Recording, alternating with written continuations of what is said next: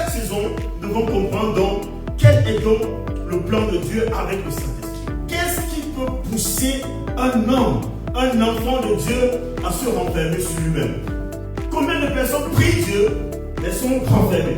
Je ne peux pas laisser les difficultés m'acculer au point où je me renferme, même jusqu'aux choses de Dieu. S'il y a des pressions extérieures, quelque chose qui te fait faux à l'intérieur que tu es le Saint-Esprit. Combien de portes tu as fermées toi-même?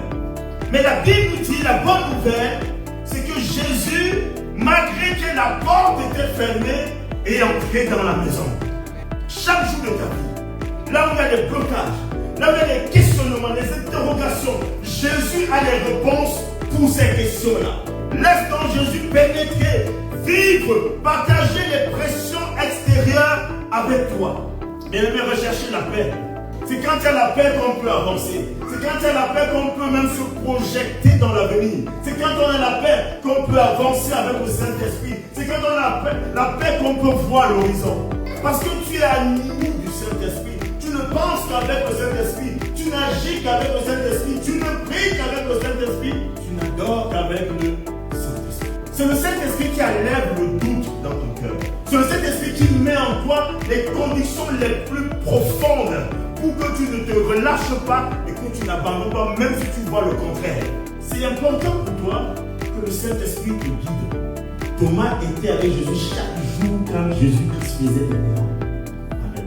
Mais ce jour-là, il a dit, si je ne mets pas mon doigt, si je ne touche pas, amen, je ne croirai pas.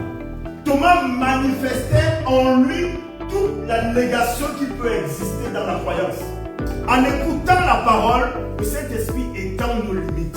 On le vit au-dedans de soi parce que l'Esprit communique avec l'Esprit. Vous voyez bien que ce que Dieu dit doit être suivi de quoi? De la pratique. Parce que lorsqu'on écoute la parole de Dieu et qu'on la met en pratique, on devient prudent. Les chrétiens de pratique s'écoutent, c'est bon. Dimanche, j'ai écouté la parole, tu t'es le souvenu, non, tu l'as oublié. Il faut que tu aies la foi que chaque jour de ta vie, quelque chose de nouveau va arriver et des bonnes choses pour toi. Bien aimé, il y a des choses qui vont se jeter dans ta vie, mais tout dépend de la solidité de ta maison.